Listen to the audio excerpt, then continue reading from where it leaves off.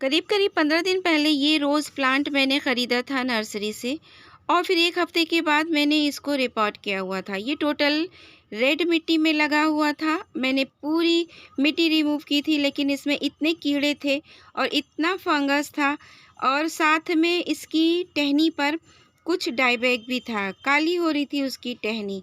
तो मैंने इस रिमूव करके इसकी सॉइल को और फिर ग्रो किया था। आज देखिए इसका क्या हाल है। अस्सलामुअलैकुम friends, welcome to my channel Shabnoor Ali. मैंने 6 सितंबर को इसे रिपोर्ट किया हुआ था और आज है 14 सितंबर। अब आप देखिए 8 दिन में इसको देखिए क्या हो रहा है। रोज़ को ये बहुत अच्छे से खिला हुआ था, लेकिन बारिशों ने सारा कुछ गड़बड़ करके रख दिया, शायद उसी वजह से। क्योंकि बस टीन शेड के नीचे रखा है मैंने डायरेक्ट इसको धूप से बचाने के लिए, क्योंकि पूरी तरीके से मिट्टी को मैंने हटाया था, लाल मिट्टी को, और एक वेल्डन सॉइल दी थी, न्यू कंटेनर दिया था। इस वजह से मैंने इसको थोड़ा-सा शेड में रखा था, टोटल धूप में नहीं रखा था और खिला भी रहा, बहुत अच्छा रहा।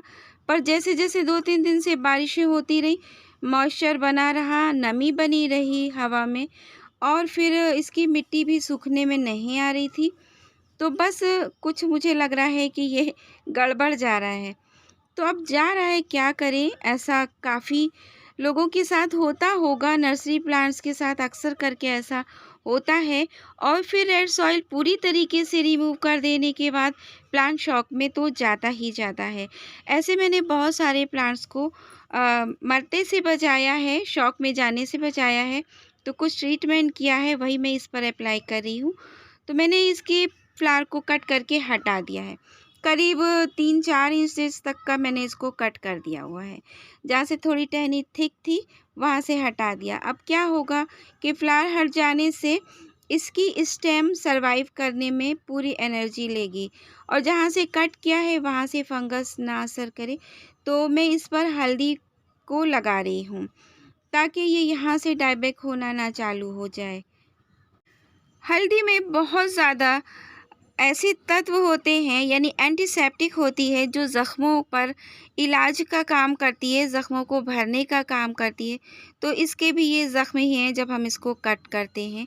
तो फिर इस वजह से ये इस पर किसी तरह का इन्फेक्शन ना हो, फंगल इन्फेक्शन, तो मैंने टर्मरिक को यूज़ किया। आप सिनेमन पाउडर यूज़ कर सकते हैं और या फिर नीम खली यूज़ कर सकते हैं मिट्टी में डालने के लिए।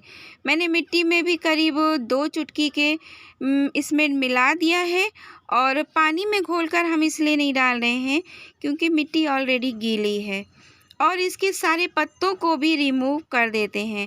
और मुझे इसके नुकसान हो जाने का अंदेशा कुछ इस तरीके से भी है कि मैंने इसको बहुत सारे प्लांट्स के बीच में रखा हुआ है और वहाँ पर हैरी वॉर्म मैंने एक आध देखे थे, तो शायद उन्होंने इसके पत्तों को खा लिया है और इस वजह से भी इस पर नुकसानात दिखाई दे रहे हैं।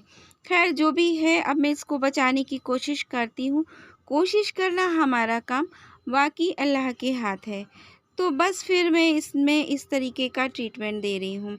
और फिर मैंने यहाँ पर पोटाश के लिए लिया हुआ है, ये माचिस की तीली है और इसमें टॉप पर जो लगा होता है, ये भी एक तरीके का फंगिसाइड होता है। तो मैंने इसको, इन तीलियों को इसी में मिट्टी में जगह-जगह गड़ा दूँगी और थोड़ी-सी गुड़ाई कर देते हैं ताकि मिट्टी सूखे। बारिश तो बंद हो रही है, कभी हो भी जाती है, तो पानी से भी इसको बचा कर रखना है। और अगर हल्की धूप, सनलाइट मॉर्निंग की मिल जाती है, तो मैं इसको वहाँ पर भी रख दूँगी, क्योंकि अब इसको 1 हफ़्ता हो चुका है लगाए हुए। और फिर देखते हैं कि क्या होता है।